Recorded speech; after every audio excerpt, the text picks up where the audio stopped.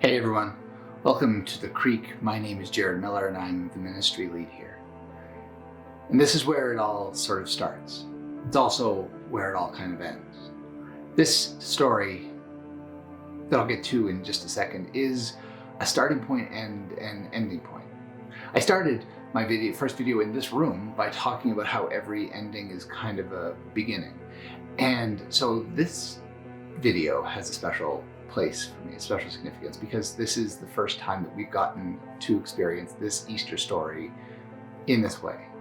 A year ago, when the pandemic started, we were all kind of trying to figure this out.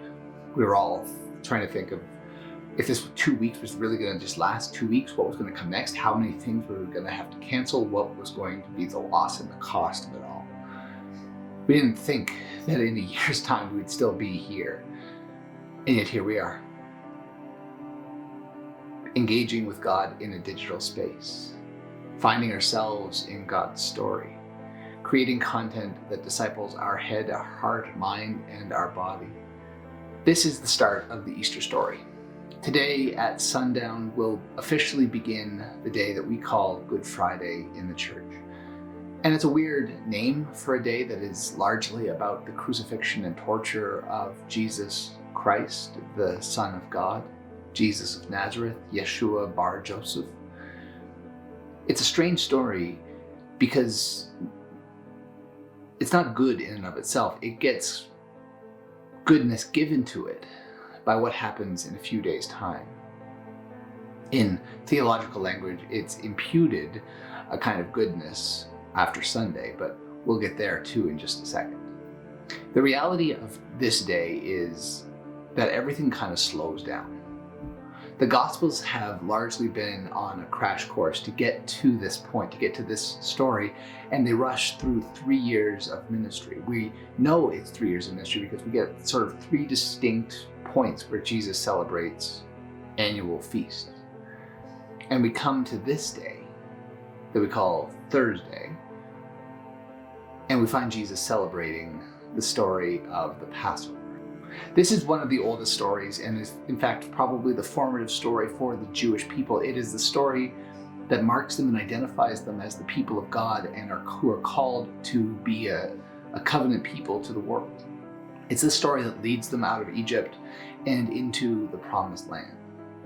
And one of the things I love about this story is there's actually some really interesting disagreement about what meal is being celebrated here, because the imagery that Jesus uses, the bread and the wine, are familiar images of the Passover meal, where bread is literally broken and hidden as a reminder of the brokenness and the separation of our people, the sense of exile that we have between God and ourselves, between life and death. John's gospel makes the point that Jesus is crucified on the day of preparation, the day before Passover. So it couldn't possibly be the Passover meal that they're celebrating, and yet they're imputing this same kind of goodness to it. The same kind of power in a story is found in this simple act of Jesus dining one more time with his friends and his closest disciples. This night before Good Friday, we call Maundy, from the Latin mandatum, which means commandment, because we remember that this night is where all of it gets laid out. Jesus stands up and seals a new covenant in his blood. He makes a new covenant by by reminding people that his body is going to be broken and given to them as a sign and a signifier of the grace that people haven't been able to see to this point. This will give them something to see. This will give them a touchstone. This will give them something to look forward to and cling to when everything else in their life falls apart. This bread and this wine, these tangible, everyday gifts, are something more significant, something more powerful, something more meaningful. They become something more than just ordinary things. They become extraordinary means of grace. And then Jesus does what the second part of any good covenant is. He gives the people a command to follow. This time there's not 10 commandments coming down from the mountain, though. This time there's not 365 commandments that need to be followed. There is not a list of things that people need to do to earn their place with God. This is a new covenant. This is a new way of being human, a new way of experiencing the relationship with God that says, I don't take you because you've done good. You can do good because I take you. And Jesus stoops and washes their feet. Jesus takes the position of the lowest servant, the most humble, humiliating position available, and he washes the feet of fishermen and uneducated farmers and regular, ordinary, dirty people. And when he stands up and breaks this bread and pours this wine, he says, love others the way I have loved you.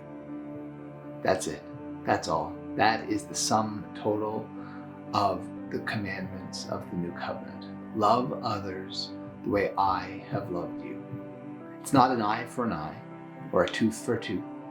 It's what does love require of me? What sacrifice, what cost, what payment, what penalty, what burden, what suffering must I endure for the sake of love?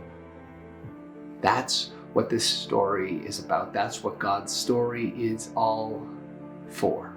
That's the thread line that runs from Genesis to Revelation, from beginning to end. And that is the story that we're passionate about sharing with you here today and tomorrow and next week and next month and, God willing, in a year's time. This story is powerful, and we want to give you a couple of different ways to experience it. Tomorrow at sunup will be the start of Good Friday. Technically, I know it does start at sundown on Thursday, but for the sake of simplicity, tomorrow morning at sunup we'll be celebrating the story of Friday and everything that happens on Friday. Because it's a lot. There's a lot packed into one day, and it's not something that you should be rushed through. So we've created two different ways to experience what Friday brings. The first is a simple walking trail, an ancient practice known as the Via Crucis, the way of the cross. We set this up inside Fish Creek Park at the Glenfield entrance. You can click the link here or check out the link in the video description below. But this is an ancient practice, some 2,000 years old, that invites people to experience God in their body, to get out of the way of thinking about God that we so often have as a thought that exists in our world, or something that we believe, or some box that we simply check to say, yes, I believe in God, no, I don't believe in God. It invites us to move out of our head and tangibly and practically experience this story with our fingertips, with our feet, with our ears, with our eyes. From sunup to sundown, you can check out this story. It is a self-guided, COVID-friendly experience, and we hope that you take part in it and that you meaningfully engage with this story in that way. The other option that we'll have for you tomorrow is a full-fledged video liturgy.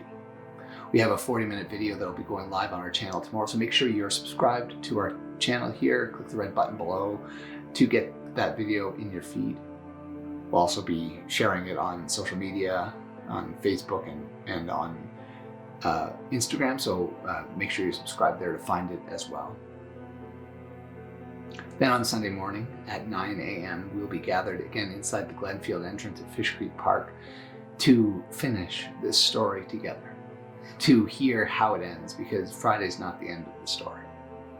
We'll be gathering in COVID-friendly ways, socially distanced, wearing masks, and hearing the end of the story that says that the worst thing is never the last thing.